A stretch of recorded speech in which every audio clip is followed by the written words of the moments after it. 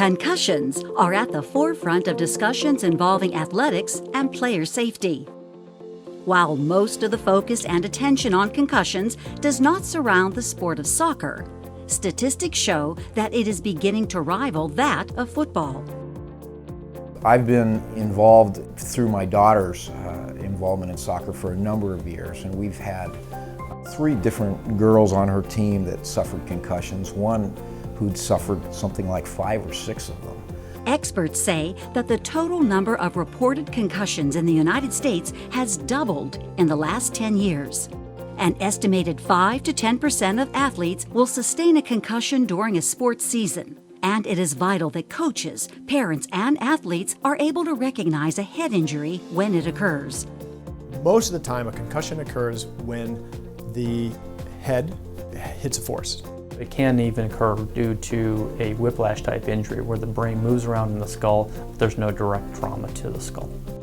When I went up for the header, the girl cut underneath me, so when I fell backwards and I landed on the back of my head on the ground. Well, I got up and I kept playing for the rest of the game, but once I ended the game, I was really nauseous and I was really disoriented.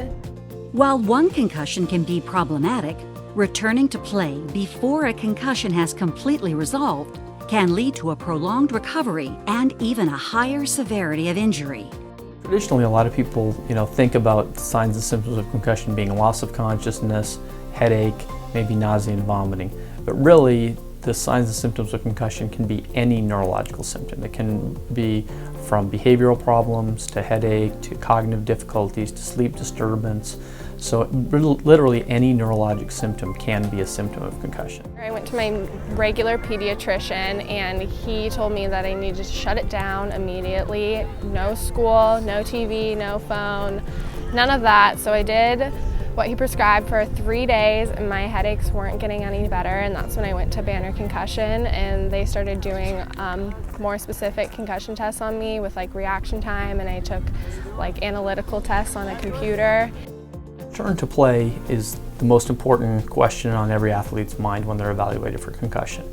It used to be that there's criteria based on time to return people to play, but no longer do we return people to play by time criteria, but more by the lack of symptoms. They need to become completely asymptomatic at rest. They need to be able to go back to being a full-time student before they can be a student athlete and not having academic difficulties or symptoms brought on by being in the classroom. But we incorporate sport-specific skills with no heading, no contact. As they progressively improve, then we start to add more sport-specific skills, and we'll slowly maybe bring in a progressive heading, and then we'll bring them into full exertion with contact. Headaches were getting a little bit better. I could gradually start doing physical activity, and it took probably the course of 3 weeks to start playing again.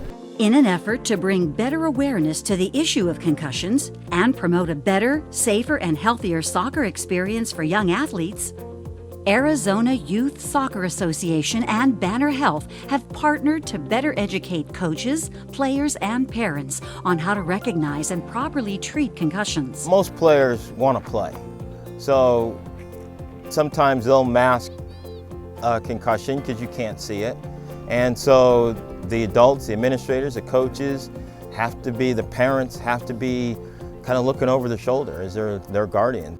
There's nothing we can really do at the end of the day to completely prevent a head injury or concussion. Soccer is a physical game. That's the long and short of it. But recognizing when it does happen, that's where we can help. And we're all doing our part to try to bring to the forefront the knowledge, especially someone like Banner Concussion provides to us, that can help us teach everybody involved. We all have a role in this. The most important thing I think we have to remember is that when in doubt, take them out. So the first step in that equation is remove them from play. But at the end of the day, it's a game, and our kids are our future. And so it's very important that concussion be taken very seriously. The last thing we want to do is have an athlete have concussion problems follow them the rest of their life. If it's not necessary for that, we don't want that to happen. That is why, one of the major reasons why AYSA takes concussion awareness, treatment and back to play very seriously. For more information or to make an appointment at the Banner Concussion Center, please visit our website.